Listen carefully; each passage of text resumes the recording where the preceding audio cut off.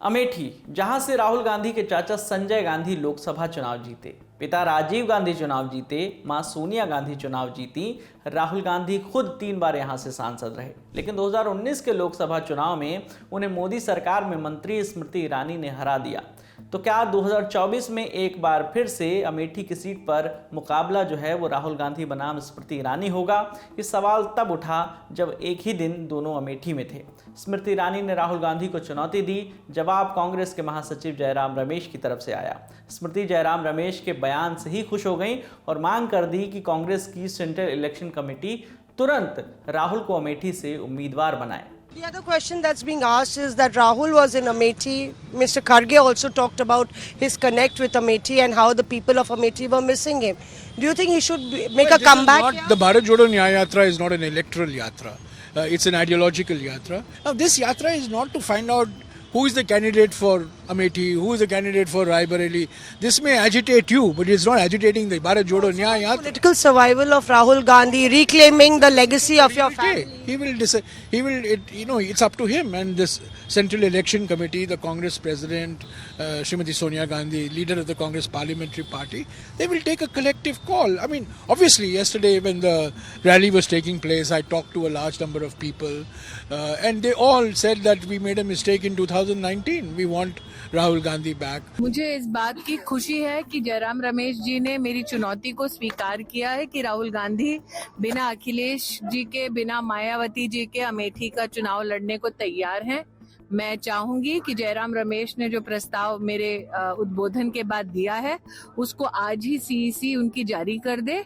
मैं भारतीय जनता पार्टी की सामान्य कार्यकर्ता होने के नाते इस चुनौती का स्वागत करती हूँ। सीईसी के माध्यम से ये घोषणा करा दें, क्योंकि जयराम रमेश जी ने ये हिदायत दी है कि बिना अखिलेश जी के, बिना मायावती जी के अकेले अपने दम पे राहुल गांधी बिना वायनाड गए अमेठी से चुनाव लड़ेंगे। कांग्रेस की भारत जोड़ो न्याय यात्रा यूपी में है और इस दौरान वाराणसी को लेकर राहुल गांधी के बयान पर भी बवाल हो गया, जिसमें उन्होंने कहा कि सड़कों पर हजारों युवा शराब पीकर सड़कों पर लेटे हुए थे। इस पर स्मृति ईरानी ने कहा कि राहुल काशी और यूपी को बदनाम ना करें। कल मैंने देखा वाराणसी में यूपी की सच्ची हालत। सड़क पे रात को हजारों युवा शराब पिए सड़क पे लेटे हुए वाराणसी में बाजा चल रहा है।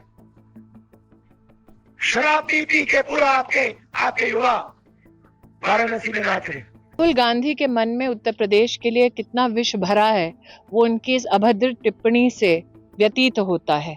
उत्तर प्रदेश के जितने भी वोटर्स हैं दक्षिण भारत में वायनाड में अपनी कॉन्स्टिट्यूंसी में जाकर वहां पर राहुल गांधी ने उत्तर प्रदेश के नागरिकों के बारे में भी आपत्तिजनक टिप्पणी की थी। लोकसभा चुनावों के लिए यूपी बेहद अहम है। यहाँ सबसे ज्यादा यानी 80 सीटें हैं।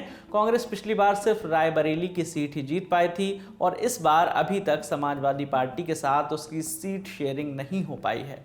सवाल ये भी है कि सोनिया गांधी के राज्यसभा जाने पर रायबरेली की सीट से क्या प्रियंका गांधी को उम्मीदवार बनाएंगी?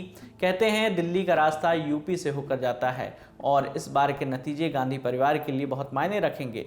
इस खबर के लिए इनपुट दिया है इंडिया टुडे टीवी के लिए कांग्रेस कवर करने वाली हमारी साथी मौसमी सिंह ने। खबर लिखी थी हमारे साथी गौरव ताम्रकार ने। मेरा नाम है विकास वर्मा। देखते रहिए दिल्ली ललन टॉप। शुक्रिया।